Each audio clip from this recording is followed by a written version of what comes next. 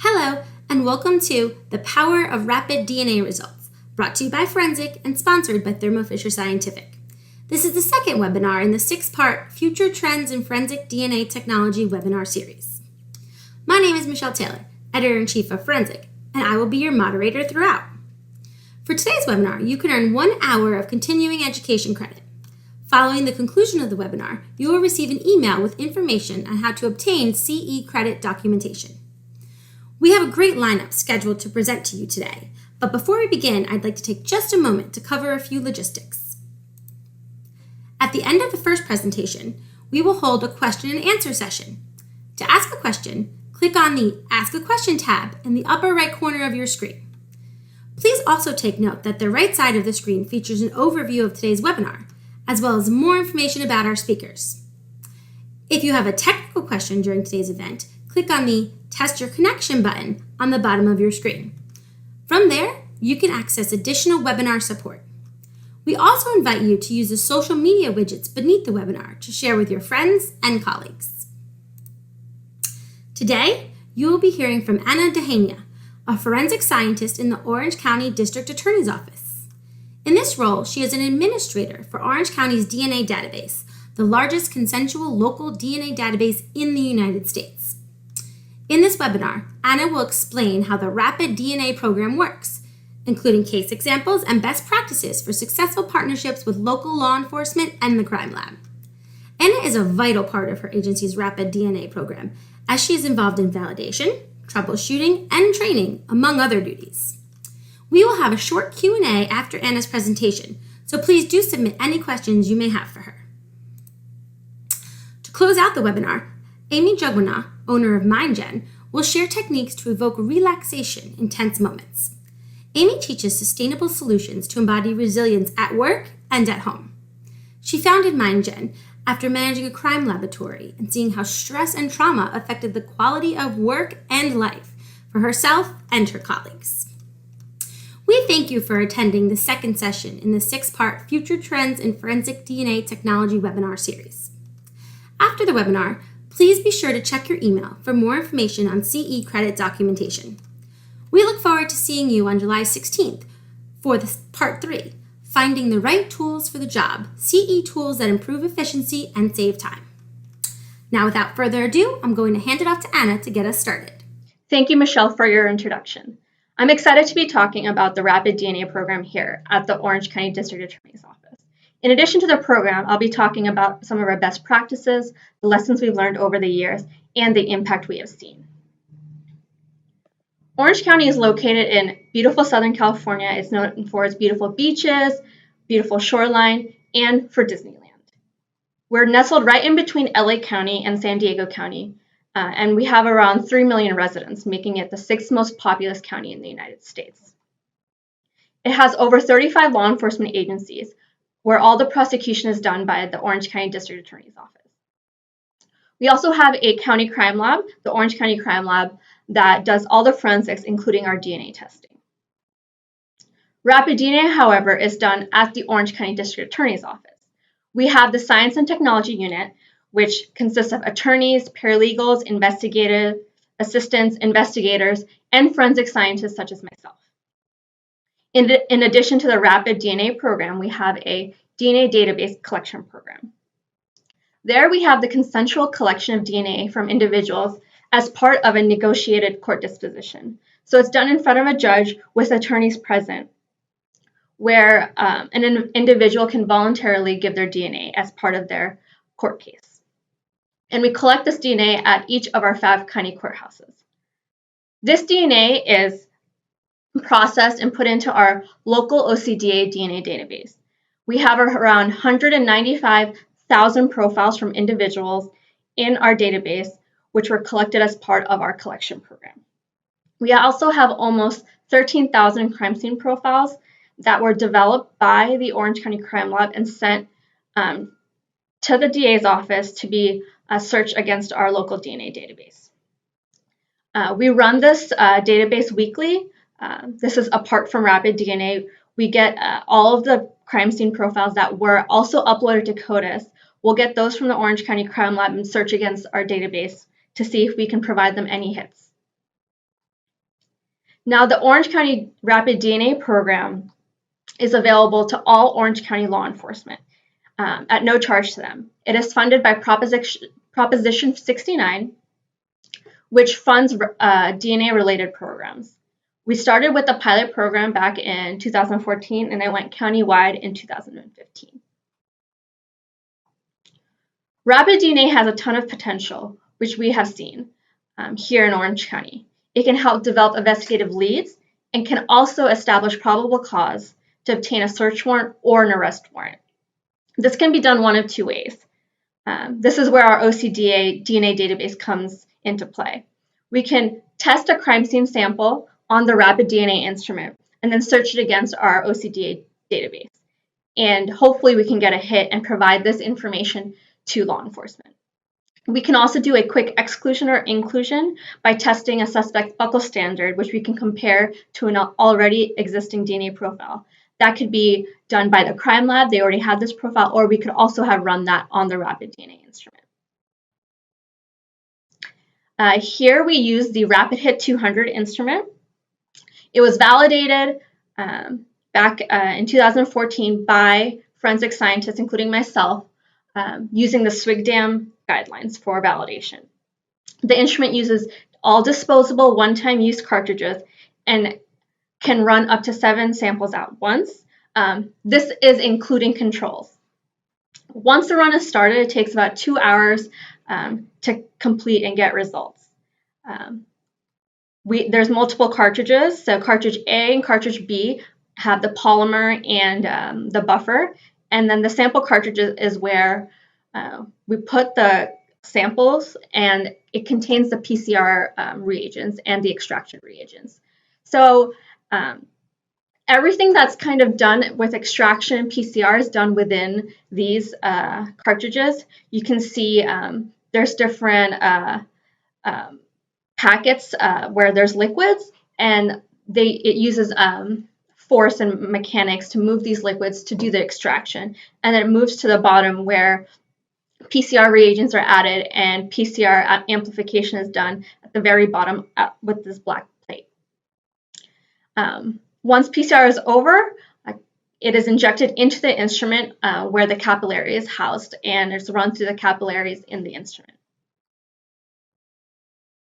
We have strict protocols on samples that we collect and accept for our Rapid DNA program. The law enforcement agencies themselves will collect the evidence and then bring them over to our Rapid DNA program here if it is eligible.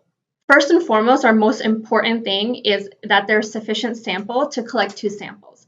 The crime lab is of the most priority, so they have the priority for any sample. So if there's only enough to collect 1 sample, it should be going to the crime lab. So we use the swab A and swab B techniques. So swab A is for the crime lab, and that's a priority, and that will be used for court and for CODIS upload. If there's any sample remaining, then that could be submitted to the RAPID program, and that will be used for our investigative lead purposes. We also limit the type of samples that can be submitted. The Rapid DNA instrument needs high quantity of DNA, so we've limited it based off of our validation, what we see that can produce good results. So that includes blood samples, buccal swabs, saliva, cigarette butt filter paper, which we have the agencies cut in half. Same with gum, that will be cut in half. So 1/2 goes to the crime lab and 1/2 will come to us. We will also run semen samples, but only if it's neat semen. So it cannot be from a sexual assault kit. You can see on the screen here, the ideal sample size for a Rapid DNA blood sample is about the size of a pencil eraser head. So it doesn't need a lot of blood to get a good stain. So there are a lot of instances where there is a large stain of blood. So the first swab taken can be the one for the crime lab, and then the second one with what's remaining can be sampled for our RAPID program. So samples that we will not run against in the RAPID instrument, so any faint blood stains, that should go straight to the crime lab. And we won't cut the swabs either. Drinking containers, straws, touch samples, we can't really see or estimate well how much DNA is there, so we would rather have them get their best chances at the crime lab. In any samples where a mixture of DNA is suspected, we will not run. So that includes any samples in a sexual assault kit, because the rapid DNA instrument does not handle mixtures as we would expect. So we only want single source samples. So we will run this rapid DNA instrument on both serious and violent crime and property crime. So our OCDA supervising investigator handles and approves all requests for rapid DNA testing. He gets the facts of the case from the law enforcement agency, what type of samples they have, and the probative nature of the samples. We'll only run samples if they truly provide probative information for the case. If it is a serious and violent crime, we'll run the instrument immediately, whether it's during working hours or after hours. It's available to local law enforcement at any time. In that case, the OCDA supervising investigator will review the facts of the case and see if it justifies immediate rapid DNA testing, and we'll make sure that everyone that's needed for testing is available. If it's a non-serious and violent crime, such as a property crime, we wait until we have a full run of samples. So that's about 5 samples. So we'll wait until we have a full run of samples from different agencies. It doesn't have to be the same agencies, and we'll do this testing on a weekly basis. All evidence is handled and tested by trained rapid operators. They're actually non-scientists that run the instrument. And they've been trained, and I'll discuss training a little bit later, on how to handle our evidence. They accept the evidence, they track it in our OCDA rapid case tracking system. And whenever a run is done, it also has a positive control, which is just a known buccal swab, and a negative control, which is just an empty well. And that's run with any run of evidence. Once the 2 hours is complete and there is data at the end of the run, the profile data is downloaded by myself, a forensic scientist, for review. If the controls pass and the profile meets our quality criteria, so it has enough loci to warrant a search, I'll search it against the OCDNA database. And when I search a crime scene sample, I'll search it both against crime scenes that are already in our database and against individuals in our database. So we can get hits to both crime scene and individual to individual. Once the run is complete, the tested evidence is actually removed from the cartridges and dried in a secure locker space. And once that is complete, it will be returned to the police departments. We don't keep any of this evidence. Now, say we have a hit.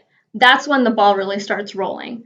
We have an immediate rapid DNA notification that goes out to the law enforcement agency, and follow-up investigation is expedited.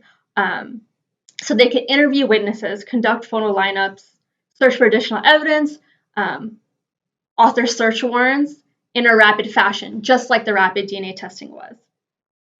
It's important that they provide all the reports to our prosecutors as soon as possible, because since it is rapid, we want to get stuff done as quick as possible and get the case filed as soon as possible. We also have to coordinate with the Orange County Crime Lab with any of our testing. Our supervising investigator notifies the crime lab of any evidence run in the rapid DNA instrument, so they know that it's also been run here.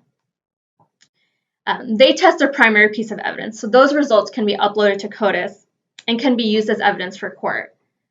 Also, if we do have a hit, our OCDA prosecutor will coordinate expedite testing of the crime scene evidence, and if there's a confirmation reference swab, if they're going to file the case. Because once the case is filed, they have 10 court days from arrest to take the case to preliminary hearing. So in normal circumstances, with a CODIS hit, for example, the hit will come and then they will make the arrest. However, with rapid DNA, we'll get a rapid DNA hit, so they have not tested the piece of evidence at the crime lab yet. So if there is a hit and they need to bring this evidence to court in 10 days, the crime lab will have to expedite it. So it does require us to have constant communication with our crime lab. Some of the best practices that I've learned over the years with this rapid DNA program, it's of utmost importance that the crime lab is priority for evidence. We do not want to compromise any evidence that will be used for court. So it's very important to use the swab A and swab B technique. If there's not enough evidence for a split, send it to the crime lab for testing. If it's a serious and violent crime, you need to ask for expedited testing. But you don't want to compromise the evidence to run it in rapid and not have a piece of evidence for the crime lab to test. In addition, we're not always going to get a full profile on the rapid DNA instrument. So traditional crime lab testing can still generate a profile even if the rapid DNA instrument does not, because that type of testing has greater sensitivity and they have more methods of testing because they have more instrumentation to for their use. Also, a big thing is that rapid DNA evidence is not currently eligible for CODIS. So you still want this profile uploaded to CODIS through your CODIS lab, and is not used for court in our county. In addition, a rapid hit may establish probable cause if the evidence is probative. So really, really important that this rapid DNA test is coordinated with your prosecutors. Since here our rapid DNA program is done at the Orange County DA's office, it's easy because we have prosecutors here that are assigned in the Science and Technology Unit to file the case. However, if you have a rapid DNA program, say at your crime lab or at a local law enforcement agencies, it's really important that you coordinate and talk with your prosecutors so that when you do get a hit, they can be in the know and can file the case right away. Here we have all rapid hits assigned to the Science and Technology Unit, so a specified deputy DA handles the filing of every case. And they also assist our law enforcement in writing any search warrants or arrest warrants that they may need. These warrants are based on the rapid training that they receive, that the law enforcement receives, and it focuses on the reliability of the rapid DNA test results. Because rapid DNA is new, while DNA testing and PCR is not new, rapid DNA is new, so judges may not have seen this yet and may not know what they're looking at to see that this establishes probable cause. So the search warrant focuses on that. It's also very important that for discovery purposes, there is a program in place to ensure that rapid DNA discovery is provided under any scenarios when the sample is tested under the rapid DNA program. So whether there's no profile generated, there wasn't a hit, or there was a hit, if a sample from that case is run in the rapid DNA instrument, we will provide discovery. And this includes, pictures, reports that are generated by our tracking system, the data files exported by the rapid DNA instrument, and electropherograms as part of the discovery. We also maintain chain of custody here at the Orange County DA's office. We store all of our evidence in secure lockers, and it's immediately logged into our own evidence tracking system. And this tracking system, it gives a barcode to each item of evidence. It tracks the movement of evidence from being locked in the evidence locker to be run on the instrument and then being packed up again and returned to the agencies. At the end, when a rapid sample is returned to the agency, we also generate a release form that is given to the law enforcement agency to include in their police reports, and also will be included in our discovery.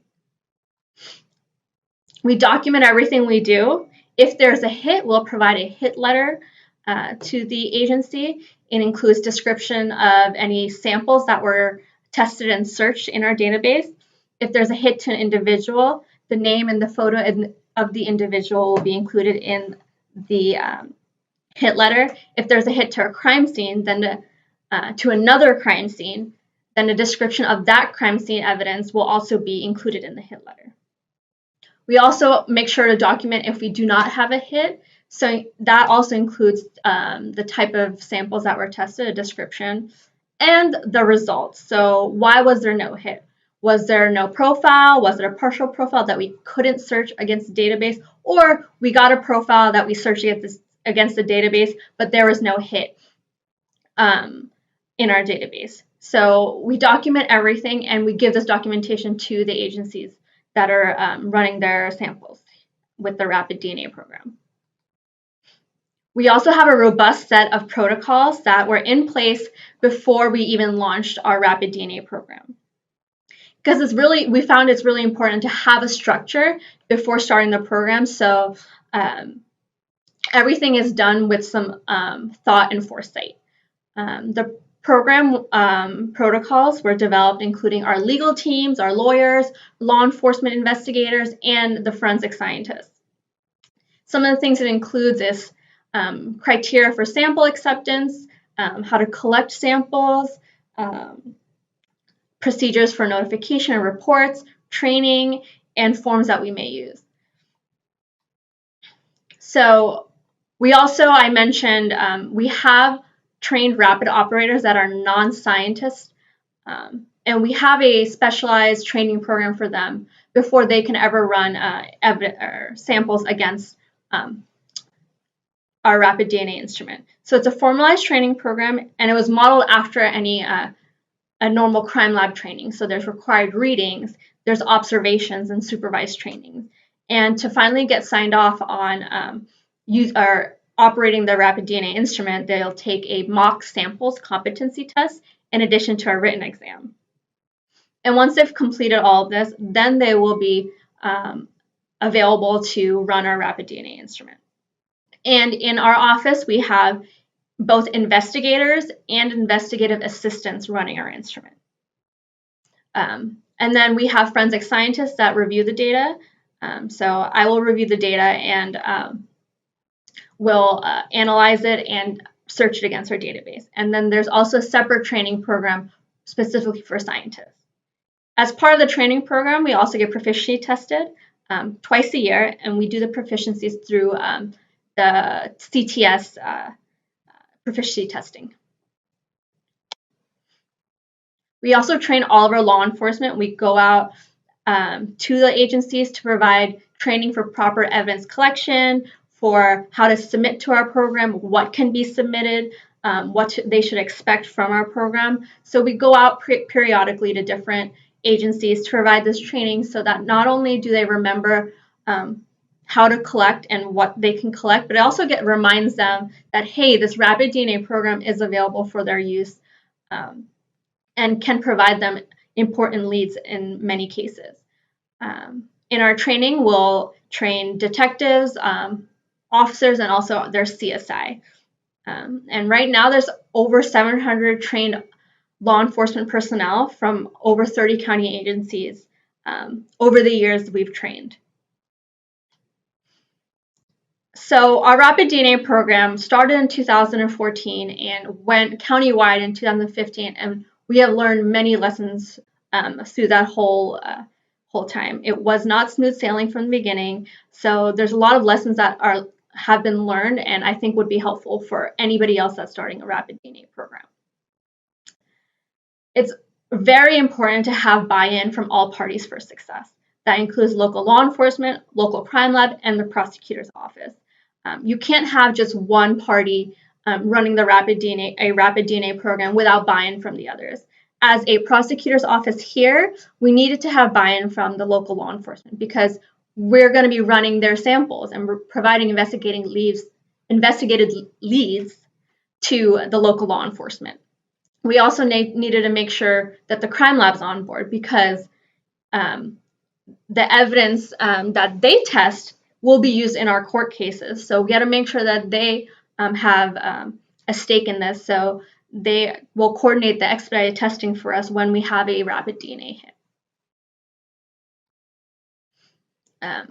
With the Rapid DNA program, we also saw the power of a local DNA database. As long as Rapid DNA profiles from crime scene evidence is not allowed to be searched in CODIS, a Rapid DNA program will truly be powerful with a local DNA database attached to it. I'll be going to some of our statistics a little bit later, but about 40% of our rapid profiles that can be searched, so anytime that we have a searchable profile, they result in a hit in the OCDNA database.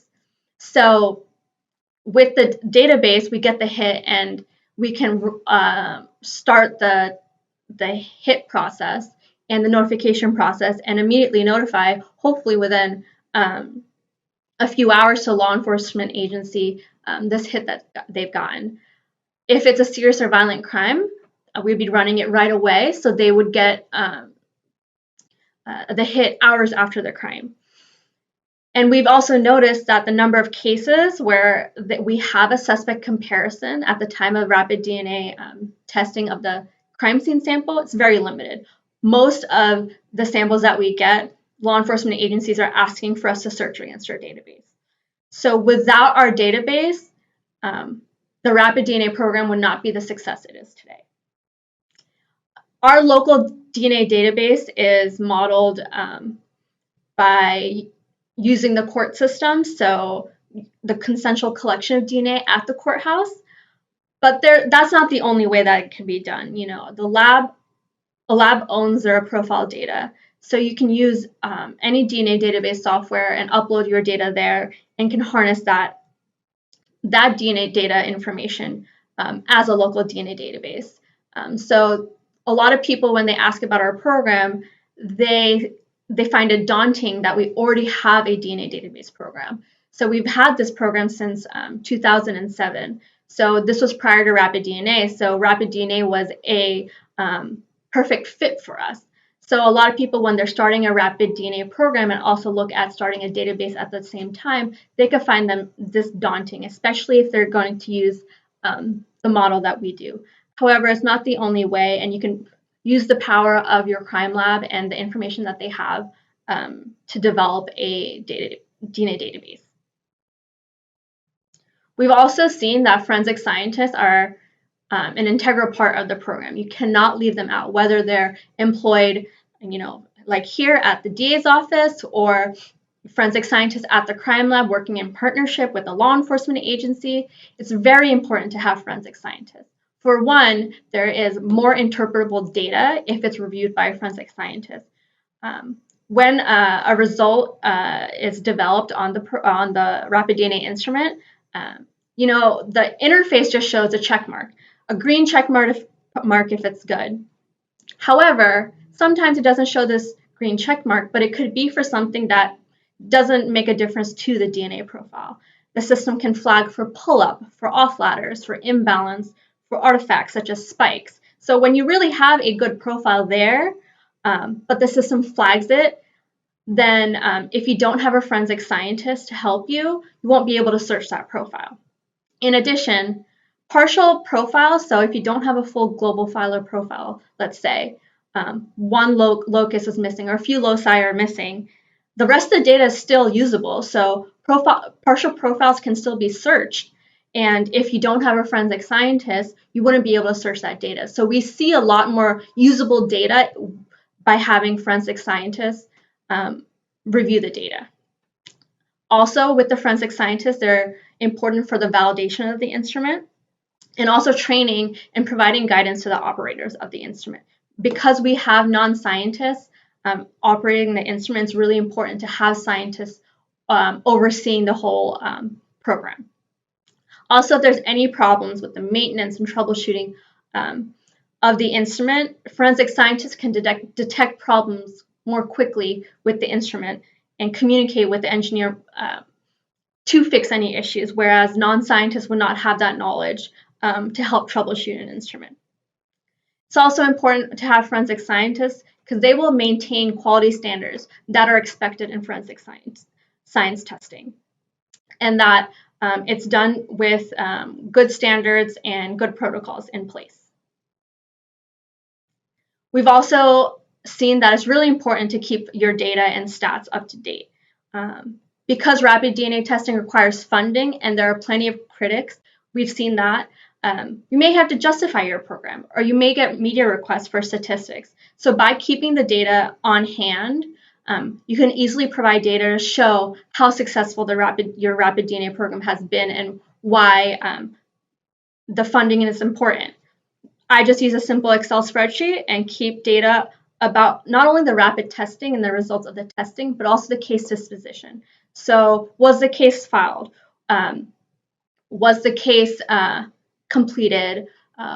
Was it a guilty? Was it a plea? Was it a jury trial? And the days it has taken from one step to the next. Because we've seen with rapid DNA testing through keeping our data and stats that the time that it takes within the court system is much less than if it was normal and done at the crime lab. This is just an example of one of the statistics we keep is just sample types. We've had over 640 samples tested since the start of the program. And we've seen the majority of our evidence is actually just blood. And about a third of our evidence is cigarette butts. It's also important to start small, especially for us in a county that's so large. We didn't want to make it countywide right away because we wanted to learn and test out the program before going countywide to so many people. So we tested it out with the pilot program of about 6 agencies. And there were a lot of lessons we learned through that. We learned that an evidence tracking system is necessary. We did not have that in place before the pilot program. It's important that we're still learning today that we need to encourage submission to the Rapid DNA program. Training is essential. Training is essential not only at the beginning, but to continue training because people get promoted, they leave their positions at the law enforcement agency. So there's constantly new people that need to be trained. And also there's resistance to change. Not everyone will be up to, doing rapid DNA right away. They see it as something different. They see it as something not normal. So you might have to convince some people that, hey, the rapid DNA program will really benefit you and encourage submission. Something else that we've learned we weren't doing at the beginning is testing unidentified human remains. Our coroner's office has many Jane and John Does that they receive, and unfortunately, when they send up DNA samples to the state for testing, it can take a very long time to get any results back. And in addition to that, those samples are only searched against the missing persons index in CODIS. So here at the DA's office, we can actually search any John Does against our DNA database to see if we can get a match. They may or may not be victims of a crime. They just might be an unidentified body. And every case is different. There could be differing stages of decomposition. We've had bodies that were left outside for a few weeks before they were recovered, burn remains, bodies in water found at the beach. So every case is different. So it's very, very important to keep a dialogue with the coroner and the medical examiner or your medical examiner to test the best possible samples to obtain DNA. Success on obtaining DNA profile varies depending on the state of decomposition, what you have, what is left to test. And there's been a lot of trial and error that we've seen when testing unidentified human remains. Actually, if we can get it, nails have been very successful for us on our rapid DNA instrument of obtaining a profile. And a lot of times when these bodies are decomposed, sometimes nails is what's left over. We may or may not have a family reference for a kinship analysis. If there is, we'll do the kinship analysis right away. If there's no family references and they have no idea who it is, we will search it against our database. It's also important that, if possible, if there are fingerprints, that the coroner runs live scan first, so that if they can get an ID through live scan, we don't have to use the resources of rapid DNA to identify them. Here at the DA's office, through the years, it's been almost 5 years since we've gone countywide. So we've seen a huge impact, and we've been keeping statistics and case examples that show really how it's impacted our community here. So since the beginning of when our program went countywide, we've tested around over 400 cases. And there could be one sample per case or multiple samples per case. It just depends on the case. But around 77% of those cases were able to obtain a searchable profile that can be search against our local DNA database. And of those cases, about 42% have a hit. So that is a high percentage of cases that we can get a hit and immediately notify law enforcement of the individual. Of the cases with hits, about 81% of those cases are able to be filed. Right now we have about 4% that are pending filing, and that could just be because it's a recent hit.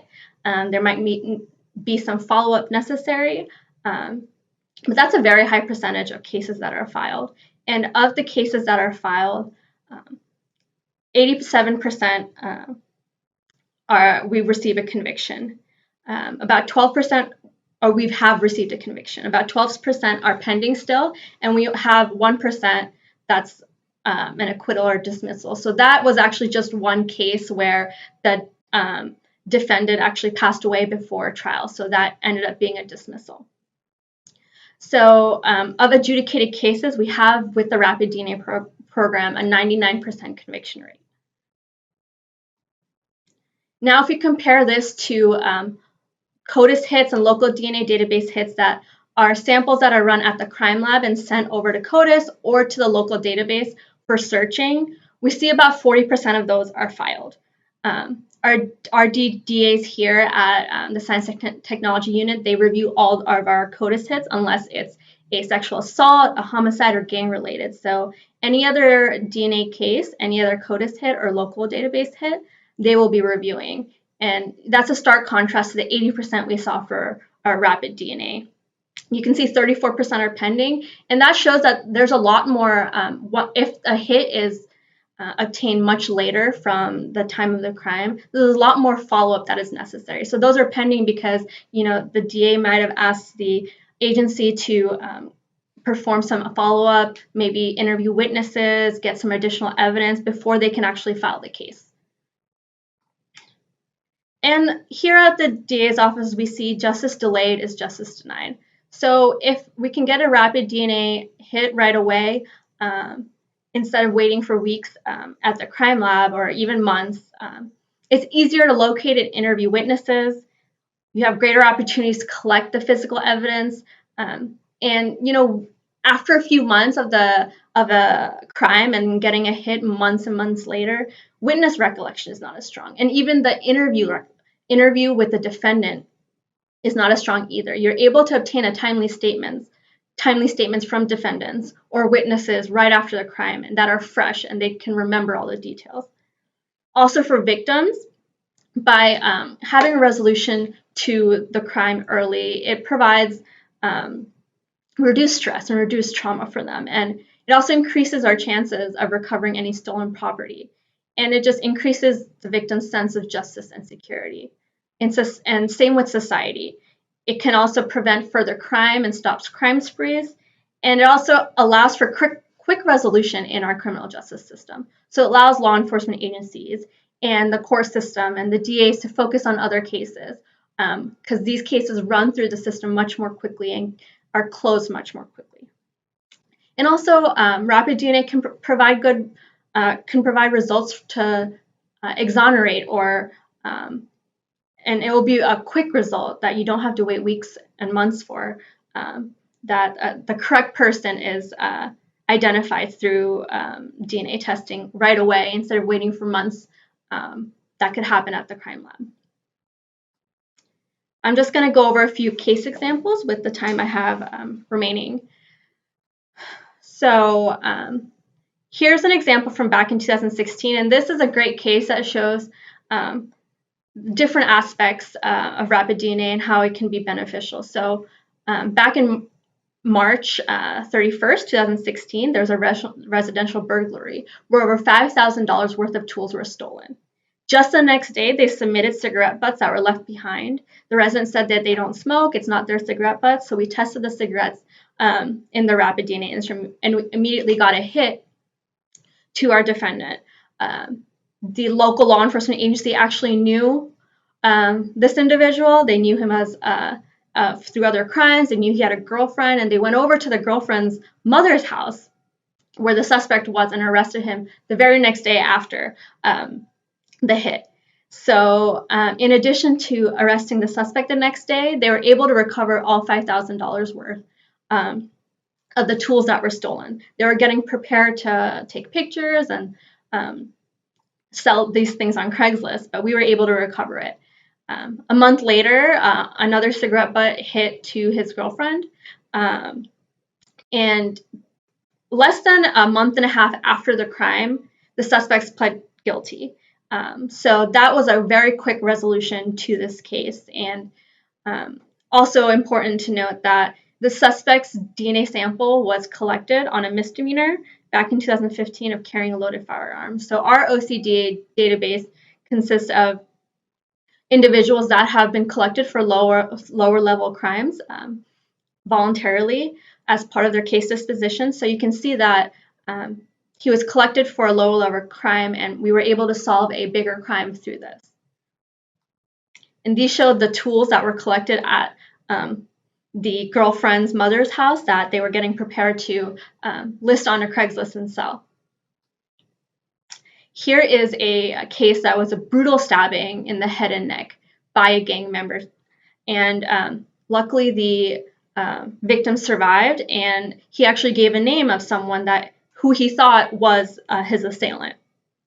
Just one day after the date of violation, they brought in blood swabs from a blood trail at the scene, and we ran it right away and searched against our database, and we obtained a hit.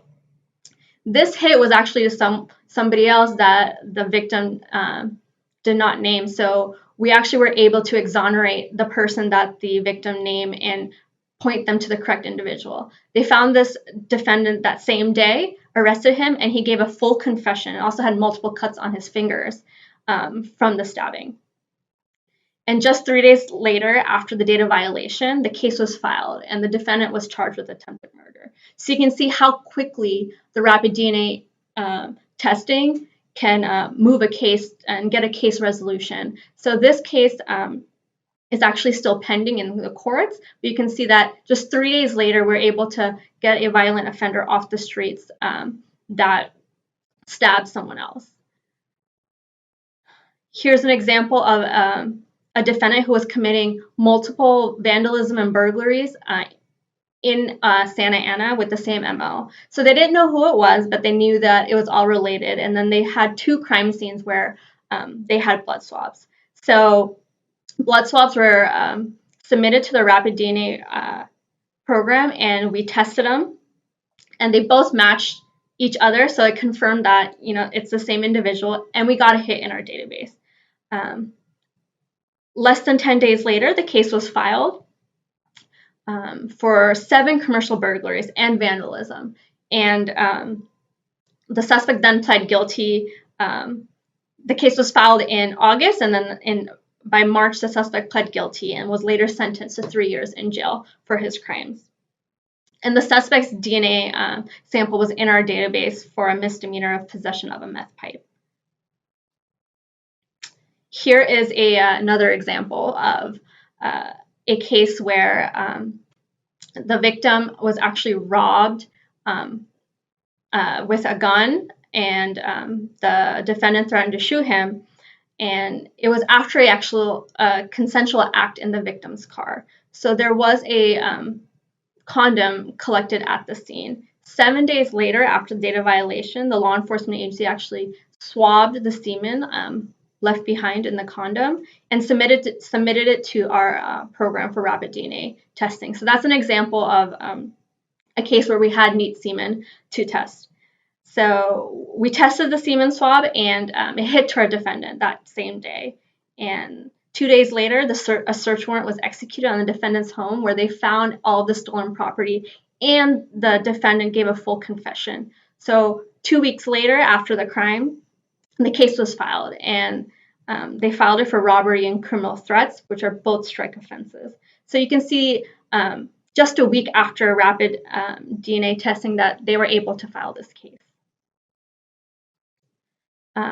This is another example, which is actually shows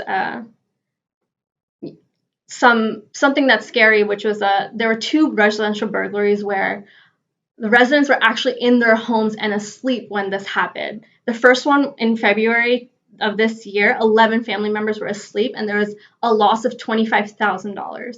And 2 days later, the same defendant committed another residential burglary where the residents were asleep. The very next day, blood swab was submitted for rapid DNA testing from the first burglary. And the next day, we were able to do the rapid testing and provide a hit to the defendant. The video before showed that it was the same suspect, so they were able to link the blood swab from the first burglary to the second burglary through video. 8 days later, after the first residential burglary, they arrested the defendant, and the case was filed the very next day. So you can see just 9 days after the first residential burglary, the case was filed for 2 residential burglaries. And our suspect was in our database for a misdemeanor of a hit and run. And my final example is to show how we can not only use rapid DNA against our database, but how you can use it as a direct comparison. Back in 2015, when our program was first started, there was a homicide where there were blood smears found at a brick wall nearby. We got DNA from the blood swabs, and we got a profile, but there was no hit in our database.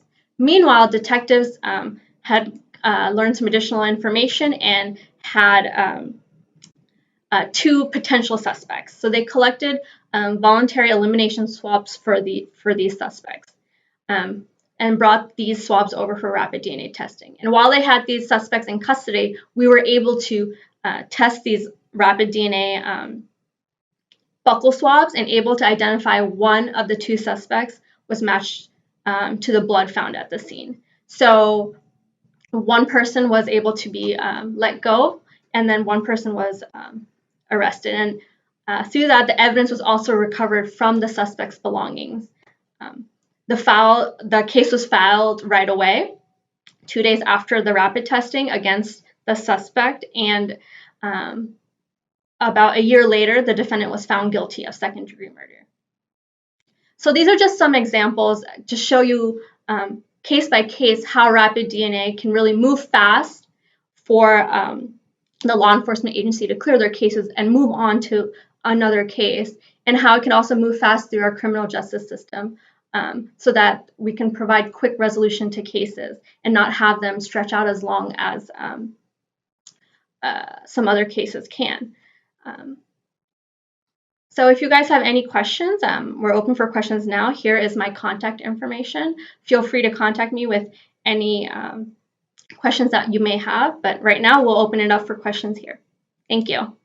Fantastic. Thank you, Anna, for all that great information and insight. Audience, it is now time for the Q&A portion of our webinar. We see a lot of questions already, but if you have not already, take just a minute now to type a question into the panel for Anna. But with that, we're going to start with our first question. So Anna, in non-sexual violence cases, how does your laboratory predetermine if there is likely to be DNA mixture or not?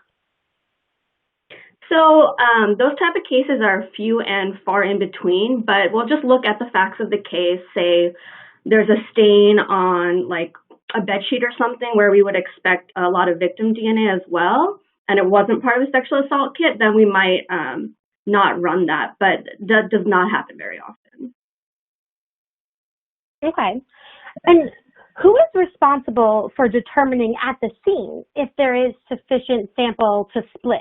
What's their training, their background to make this determination? So at the scene, it would be the responding either detective, officer, or CSI that will determine if there is a rapid eligible sample. So we go out and train all the agencies. We go out on a recurring basis. There's over 30 agencies in Orange County. So depending on the agency, they'll do stuff differently, but they're the ones that will at the scene determine if something's rapid eligible, or if they think it is. If they have any questions, they'll call us for any help as well. Gotcha. Okay. Now, you indicated during the presentation that you return the used samples to law enforcement. Are tested samples retestable? Yes, actually, we found that there is DNA remaining on the samples after they've been rapid tested, especially since we do limit our samples to high quantity DNA samples. So blood swabs, cigarettes, we retest them with either traditional testing or rapid testing, and we have found that we still get usable profiles. Oh, okay, that's really interesting. Talk more about your lab. Does Orange County have a backlog? And if so, how does the crime lab incorporate the increased priority of rapid samples into their day-to-day processing? So there is a backlog at our Orange County Crime Lab for property crimes, but we only request expedited testing if there was a hit on the rapid tested sample. So if it was rapid tested and we did not have a hit, it'll go through the normal crime lab processing and it wouldn't be expedited. So the number of cases that we have a hit to, it's maybe 1 a week or something like that. So it doesn't affect the crime lab and pushing back the current caseload. And we haven't heard any complaints from them as well, because we work collaboratively with them. So if there was an issue, we would know. Of course. What is the minimum quantity of DNA that goes through the RapidHIT 200? So there's no quant step in the rapid, but through our validation and testing, we typically want around 10 to 15 nanograms for a full profile, but we can get profiles off of less or a partial profile that can be used. So that's about what we aim for, at least. Okay. Now, are you using the RapidHIT 200 for high volume crime cases? So when they say high volume, I'm thinking property crimes. Is that correct? Yes. So yes, we do with. So if it's a serious and violent, like crimes against persons, that is run right away. However, if it is a property crime, we will wait until we have a full run of samples and then run that. So yes, we do it on high volume. Okay, and can you just detail for us again, how the RapidHIT 200 was validated in your lab? So it wasn't validated by our lab. It was validated at the DA's office by myself. So we followed SWGDM guidelines for validation testing and did a full validation with like sensitivity studies, mixture studies, case examples or case sample types. So we follow the guidelines there. If you want more information, it was a long and very detailed validation. So if you want more information onto validation testing, I'd email myself or call me. That's great. Yeah, we had a lot of people, kind of asking about that. So do you actually train officers from other counties? We do not go out and train officers from other counties. However, we do offer assistance to other counties for major cases or missing persons or unidentified human remains. But we don't actively go out and train them. However, if there is a case and we get called up, we will work with them and talk to them and make sure the case is suitable for what we can do. Great. So if someone was looking to understand your protocols and procedures and training materials, would they be able to submit a request for, your documentation or your help? Yeah, sure. You can email me or call me, and I can help you out with that, and we can help you with getting some protocols and all the different documents we have available to you. That's awesome. We definitely have lots of questions about that. So, audience, follow up with Anna. She's awesome. All right, some more questions that came through. Do the non-scientists that run the rapid machine ever get called to testify in court? So our model is that by the time the case comes around to court, the non-rapid portion of the sample will be tested by the crime lab, so that they'll be the ones testifying on the stand. And we've never had a case where they've asked for the rapid DNA for us to present rapid DNA in court and to testify yet. Gotcha. Okay. Now, the local database, that you search against, is that maintained by the DA office or is it part of the crime laboratory? Yes, it's maintained by the DA's office. So it's maintained by myself, and so we have a whole other program for our local DNA database with protocols and procedures and collections in place. So that is a whole separate thing that we do here as well, is our DNA database program. So how many loci are tested in rapid DNA profiling, and how many are needed to be detected in the sample before it can be interpreted and searched against that database? So the RapidHIT 200 does global filer, so 21 autosomal loci, and for our database here at the DA's office, I need at least 7 identifier loci to be able to search against the database. Okay. And now, will a forensic scientist like yourself look at every rapid DNA test before it's checked against the database? Or is this kind of limited to cases where the machine may flag issues? Yes, every single run is looked over by a forensic scientist because we have controls as well that we check, and we look at every single profile that's developed by the RapidHIT. Because even when it has a check mark, we can see other issues that a non-scientist would not be able to see. So yes, every single run is looked over by a forensic scientist. Okay. Have you seen any discrepancies between your results on swab B and what the crime lab's swab A would be? We don't see discrepancies other than that our crime lab might get more loci than us because we have less sensitivity. So they might get a better profile than us, as in more loci, but we have done a concordance study and through our validation and after the validation as well. So we do see that our results are concordant with what the crime lab gets. In your processes that you developed with the coroner, do you have any data regarding specimens and success rates? Yes, we do.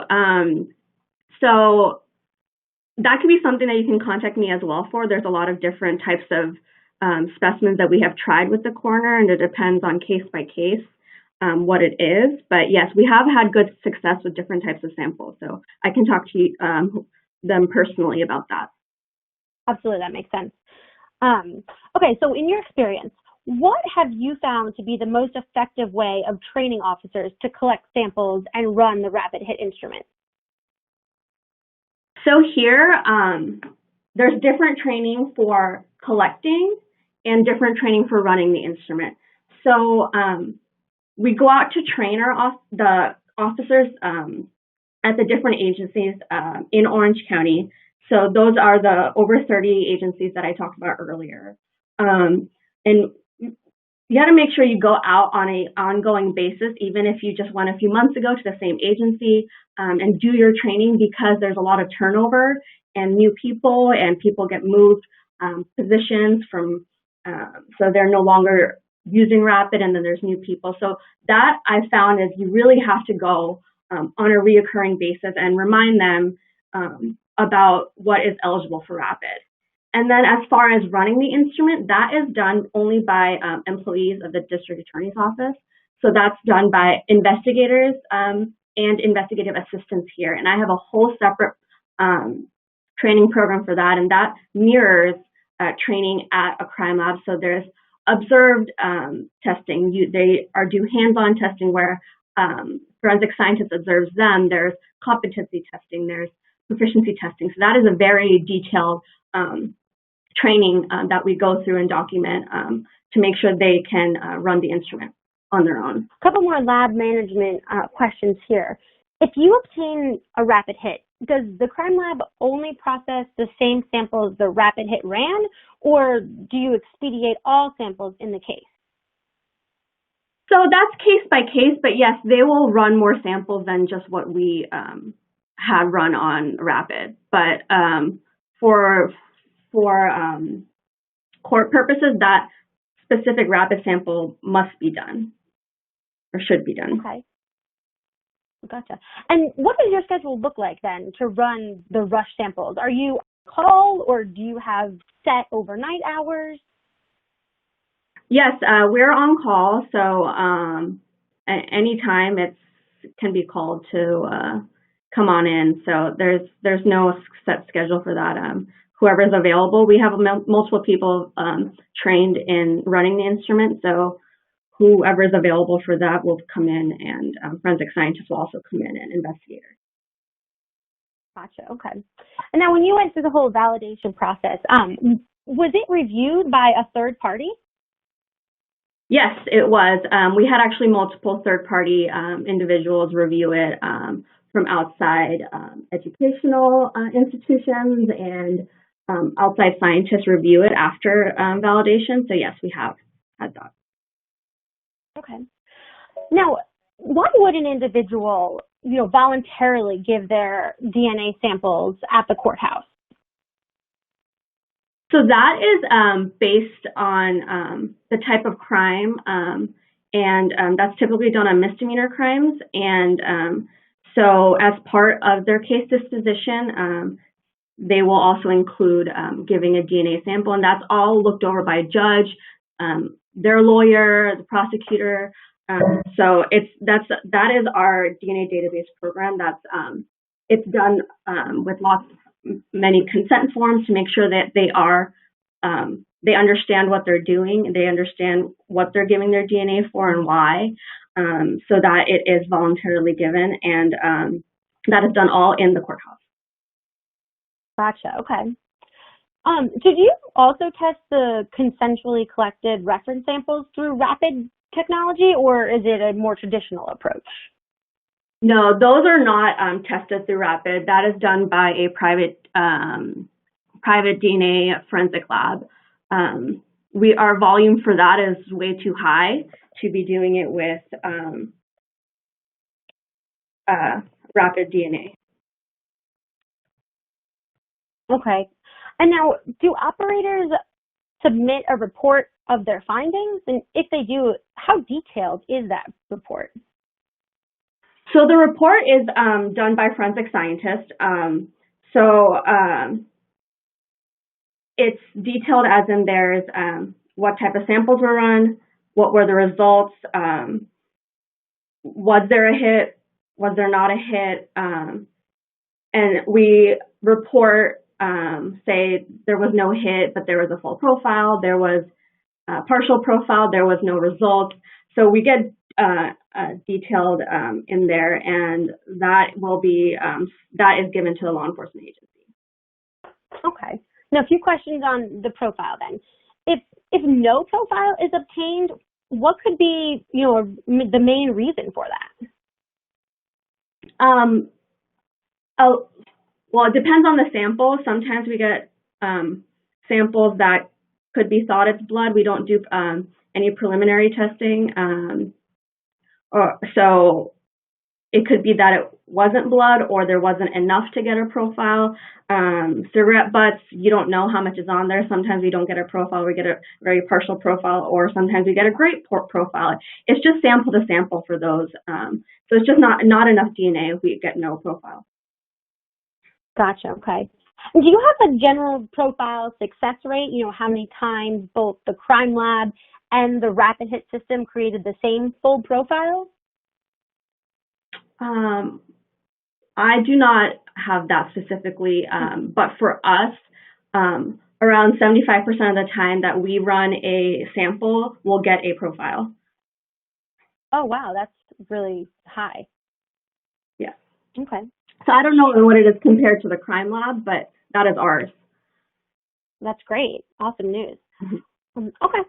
For unidentified remains, is there any type of sample prep, from the more difficult sample, such as bone, that you would need to do before using the RapidHIT instrument? We don't typically always do bones. It depends, but no, we don't do any extra steps. It's just a sample that goes in. There's no other extra,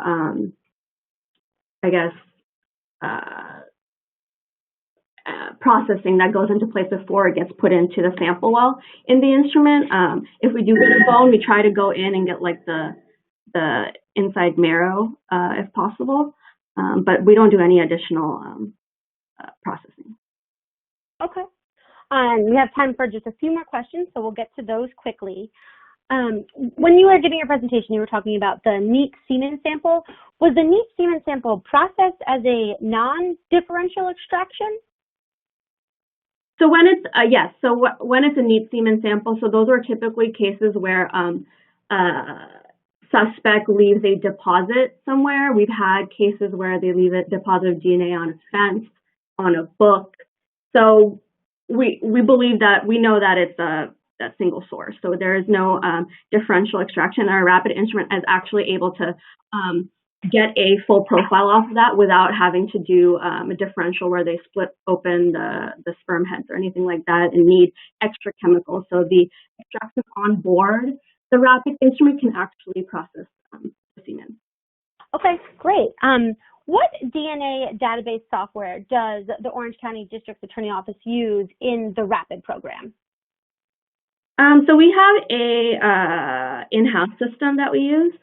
So it's nothing that's no name to it. No brand name. We have our own specific system that we use for our DNA database. Perfect. All right, last question, and then we're going to wrap this up. Just to make sure, are you using the RAPID or a modified RAPID analysis? So it would qualify as modified because there is a forensic scientist reviewing all the data.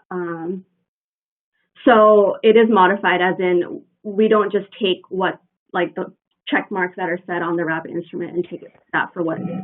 Every single profile is reviewed by a forensic scientist before ever being searched against the database. Right. Okay. Well, great. Unfortunately, audience, that's all the time we had today, but we do thank you for your absolutely great questions. We thank Anna for her great insight and all the information that she's willing to share now and in the future, as she said. So before we end this program, we're just going to toss it over to Amy from MindGen. And Amy is going to share techniques to evoke relaxation in tense moments, which we can all use right now. Thank you, Michelle. And hi, everybody. I'm Amy J, and I'll be transitioning this webinar into a little bit of resilience training. If you joined us for May, I started a discussion about how to change our perception of stress at work and home. And today we're going to be learning a couple of quick techniques to help us rapidly slow down in the moment.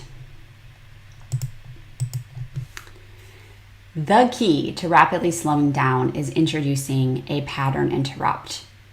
You think about a pattern interrupt as something that allows you to shift and change in the moment. Larger pattern interrupts happen all the time, right? Natural places where it feels sort of like a new beginning. So dawn and dusk could be examples, the changing of the seasons, new moons and full moons. This pandemic has been a large pattern interrupt in challenging how we live and work. And so are the protests that are going on. They're calling for large change. But we can learn how to access a change in every single moment and learn how to transcend stress in the moment by introducing a pattern interrupt.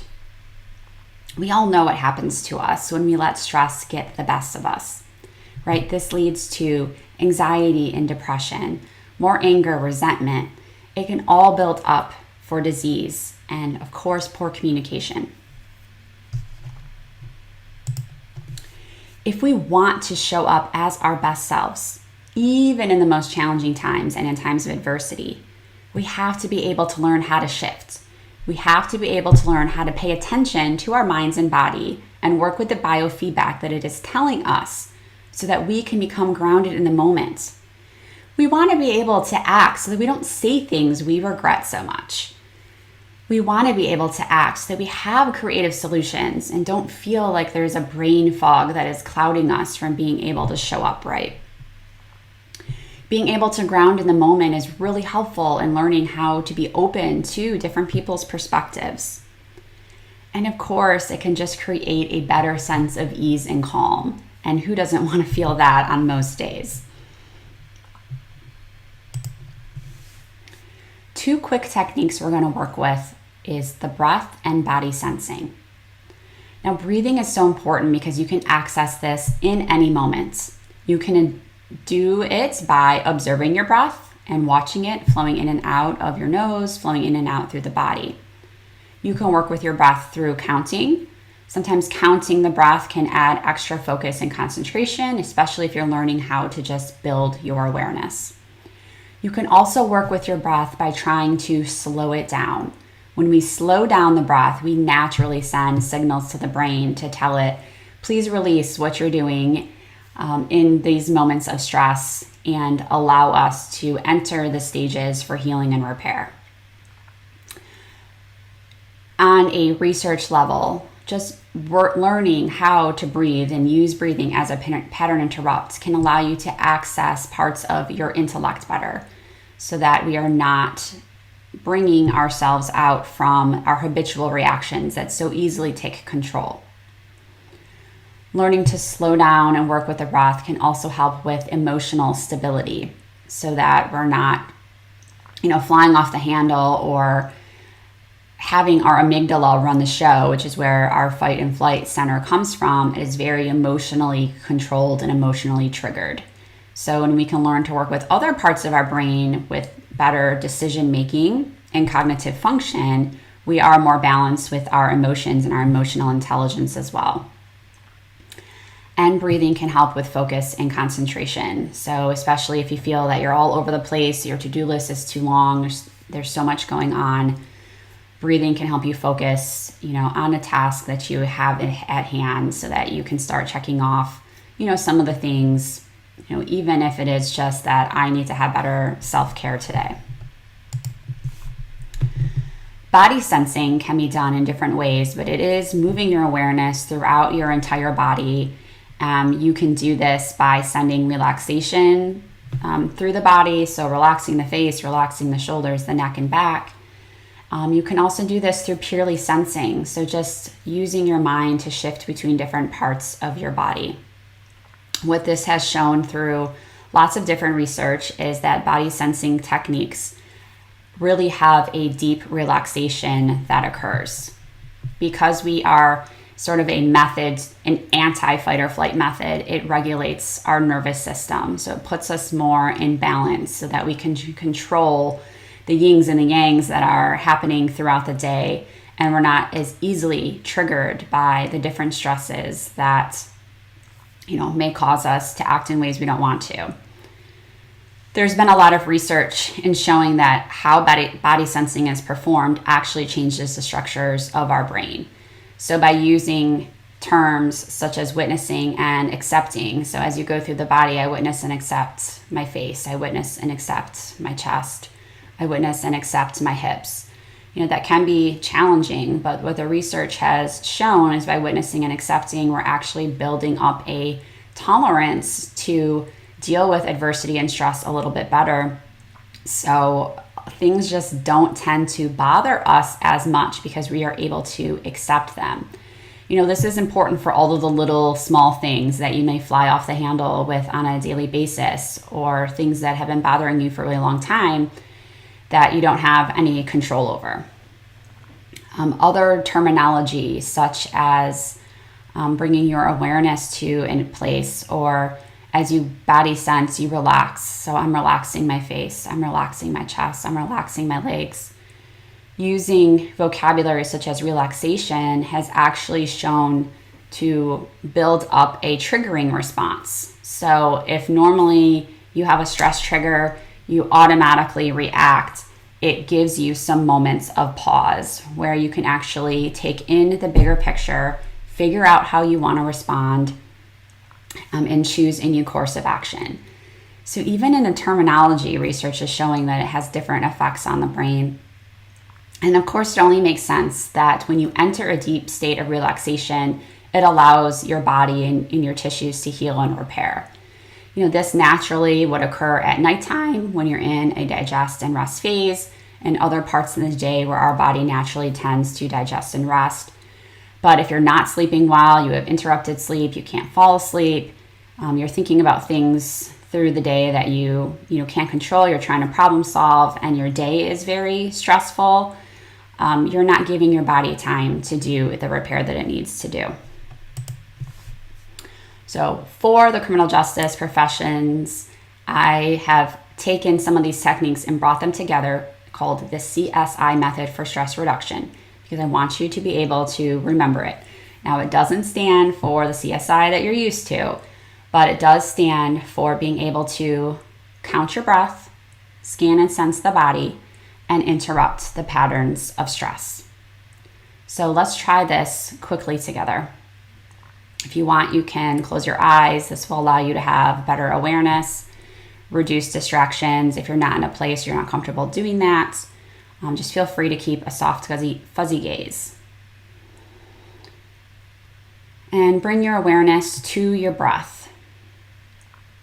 I would notice your breath coming in and out of your nose. And if that is not comfortable for you today, then notice the breath coming in and out of your mouth. And as you breathe in and breathe out, watching the breath.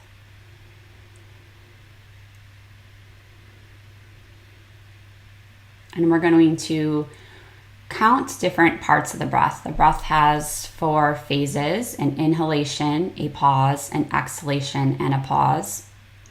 We're going to work with 3 of them today. We're going to inhale to the count of 4, pause to the count of 7, and exhale to the count of 8. This allows us to really slow down the breath and introduce a pattern interrupt. If those lengths are uncomfortable for you, just do what you can today. Taking a long, slow, deep breath in. 2, 3, 4, pause. 2, 3, 4, 5, 6, 7, and a long, slow, deep exhalation.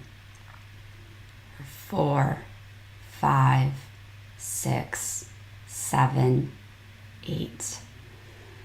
And now scan and sense your body, starting with your head. Bringing awareness to your face and your eyes, the area between your eyes. Bringing awareness to the mouth and jaw, the neck, the shoulders, the upper back and lower back, your chest and abdomen, both arms, both hands and fingers, your hips, both legs. Shift your awareness to both knees, your lower legs, your ankles and feet.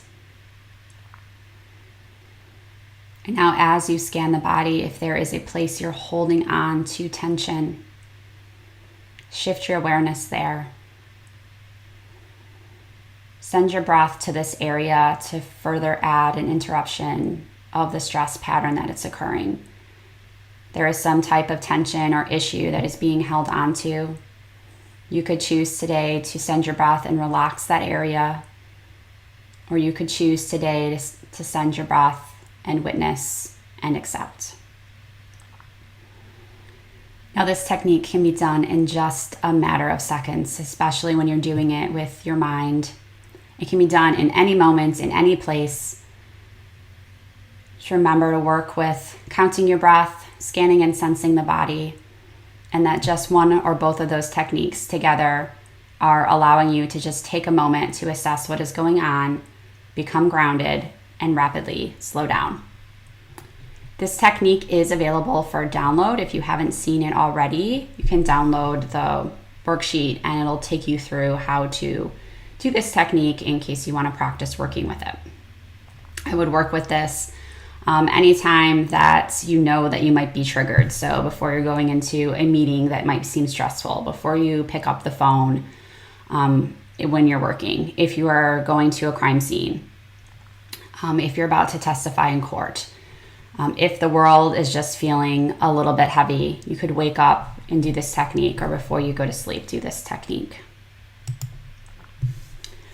We'll continue this discussion over the next few months. I'll join you next in August, where we'll talk about generalization effects or techniques that can be used outside of stressful moments in order to build up our tolerance a little bit better. Really, it's giving us more resiliency to handle adversity. In September, we'll talk about the science behind gratitude and how that can change our perceptions of stress. And then in October, I will use the time to take you through a technique that will relax you down to the cellular level. I would love to stay connected with you, especially enjoy getting feedback on what's working and what's not working. If you liked some of these rapidly slowing down techniques, I have more on my website, mindgenllc.com. Download Instant Calm. This has 5 other breath techniques that you can use at your desk, in the lab, or on the go. And I will turn it back over to Michelle to transition the end of this webinar. And thank you for having me today. All right, audience, that about wraps up all the time we have for today. I'd like to thank Thermo Fisher Scientific for sponsoring this webinar, our speakers, Anna and Amy, and of course, you, the audience, for your attendance and participation. Shortly, you will receive an email with information on how to obtain CE credit documentation for your participation.